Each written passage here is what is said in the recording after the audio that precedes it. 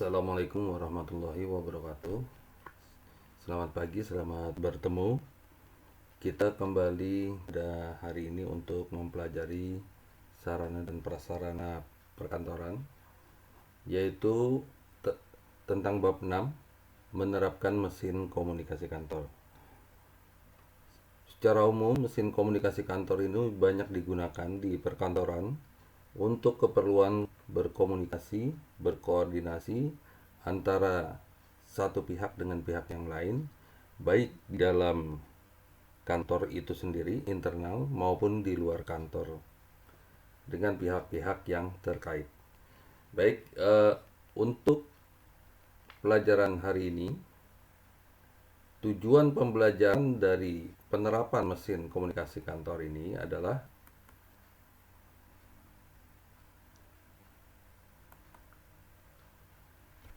mendeskripsikan definisi mesin komunikasi kantor dengan cermat. Jadi diharapkan siswa bisa mendeskripsikan definisi mesin kantor dengan cermat. Yang kedua, menguraikan jenis-jenis mesin komunikasi kantor dengan teliti. Jadi kalian diharapkan bisa menguraikan jenis-jenis mesin komunikasi kantor. Yang ketiga adalah mengemukakan prosedur pengoperasian mesin komunikasi kantor dengan cermat. Jadi kalian diharapkan tahu persis bagaimana cara mengoperasikan seluruh mesin komunikasi kantor. Baik, kita lanjut.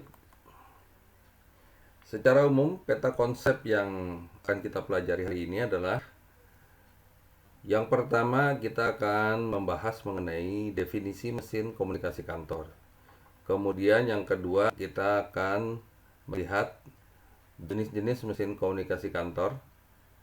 Diharapkan dari konsep yang kedua ini, jenis-jenis mesin komunikasi kantor, kalian bisa membaca sendiri dengan menggunakan referensi materi yang sudah diberikan. Yang berikutnya adalah prosedur pengoperasian mesin komunikasi kantor. Jadi ada 3 hal. Yang pertama, paham definisinya. Yang kedua, tahu jenis-jenisnya.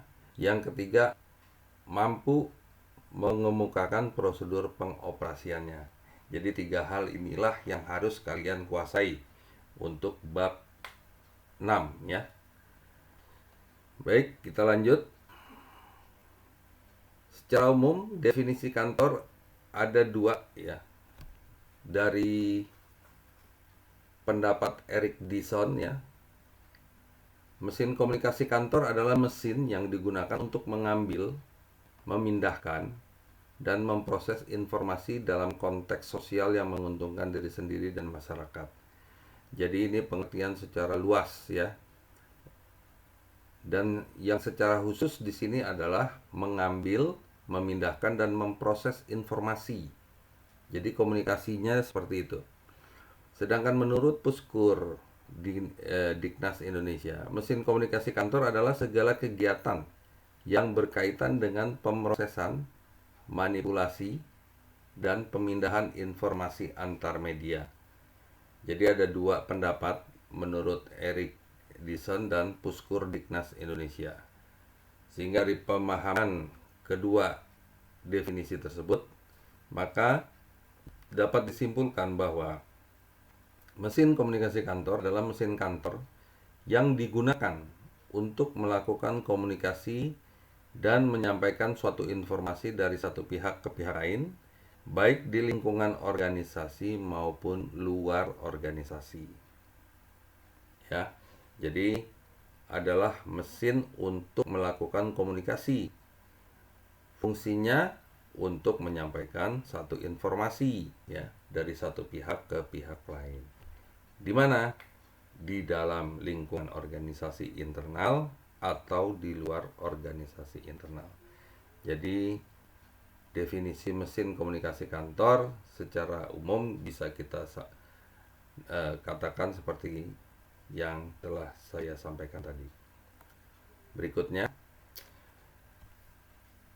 ada beberapa mesin-mesin kantor, mesin-mesin komunikasi kantor maksud saya, yaitu yang pertama intercom, yang kedua faksimili, yang ketiga telepon, yang keempat megaphone, yang kelima walkie-talkie, yang keenam telex, yang ketujuh teleconference ya. Jadi ada 7 jenis mesin komunikasi kantor yang umum dipakai ya.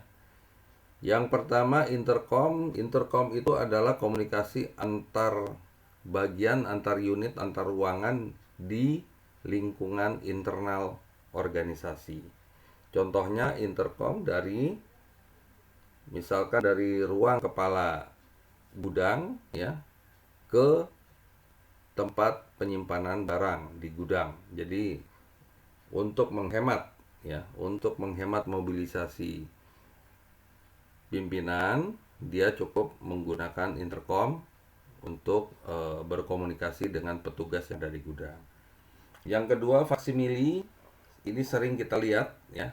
Kalian juga sering lihat pada saat melakukan pelaksanaan PKL di kantor-kantor. Ini masih banyak digunakan. Masih ada beberapa instansi yang menggunakan faksimili. Cara kerjanya nanti kalian bisa melihat kembali di buku referensi materi pembelajaran untuk bab 6 ya. Kemudian telepon juga sangat umum di kantor-kantor. Ada 2 jenis yang digunakan, biasanya telepon meja ya. Nah, telepon meja kalau pegawainya banyak itu menggunakan sistem PABX ya. Jadi nanti kalian bisa membaca kembali pemahaman tentang telepon di buku teori ya. Berikutnya adalah megapon. Megapon digunakan untuk kegiatan lapangan biasanya ya. Jadi untuk memanggil atau memberikan informasi kepada pihak tertentu di lapangan ya, karena kalau kita berteriak sendiri itu mungkin tidak terdengar. Kemudian berikutnya adalah walkie-talkie. Walkie-talkie ini juga sering digunakan, khususnya kalau di perkantoran itu digunakan oleh petugas satpam ya. Jadi satpam antar individu, antar anggota itu melakukan komunikasi melalui walkie-talkie, sekaligus pemantauan dari komandan regunya ya.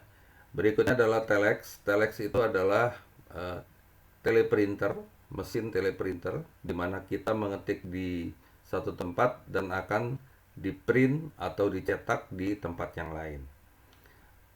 Berikutnya adalah teleconference. Teleconference ini digunakan untuk melakukan rapat atau konferensi antar perusahaan atau internal perusahaan yang berada di beberapa cabang di luar kota ya. Jadi tidak di satu tempat. Ini biasa digunakan menggunakan teleconference ya. Nah, seluruh jenis-jenis mesin komunikasi kantor yang ada sekarang itu yang sekarang di-replace oleh teknologi, salah satunya adalah telex dan teleconference ya, telex dan teleconference.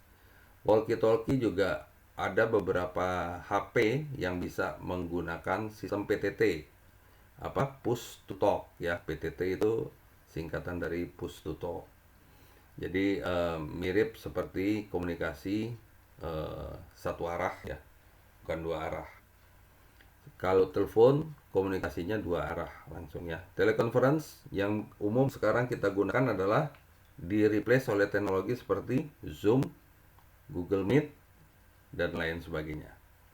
Baik, kira-kira itu penjelasan mengenai jenis-jenis mesin kantor. Untuk detail, kalian bisa membuka kembali buku teori yang sudah diberikan. Berikutnya kita akan coba masuk ke prosedur penggunaan mesin-mesin kantor.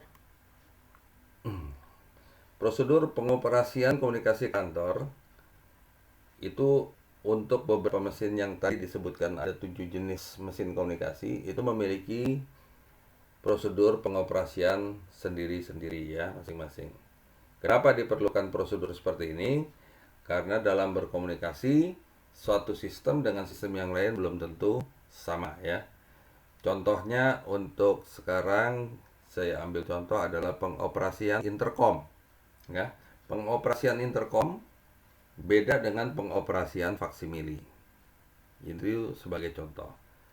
Di sini disebutkan bahwa untuk pengoperasian intercom, yang pertama itu adalah angkat gagangnya dulu ya. Jadi intercom itu ada yang model gagang, ada yang model dipencet ya.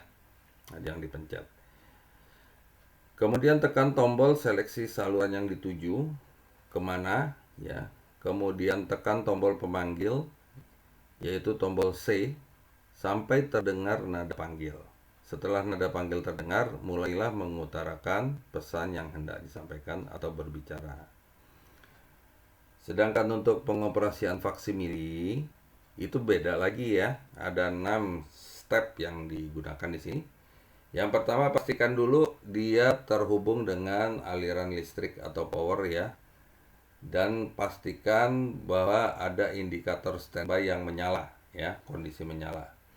Kemudian siapkan data yang akan dikirim dengan bagian yang tercetak menghadap ke bawah atau face down ya. Jadi biasa nanti kalian suka melihat ada icon-icon, ada face up, ada face down. Jadi itu diikuti saja tergantung mana yang digunakan oleh sistem faksimili. Berikutnya kita siapkan nomor faksimili yang akan dituju, lalu tekan jumlah halaman yang diinginkan, lalu tekan tombol yes. Jika muncul tulisan quick, tekan keypad sampai muncul tanda di layar keyboard. Selanjutnya lakukan proses penyalinan. Ini secara umum ya.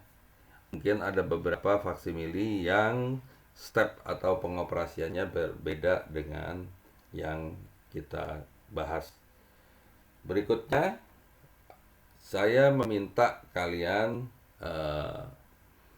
membuat atau menyusun prosedur pengoperasian mesin menjawab ya melalui aplikasi setelah ini. Baik.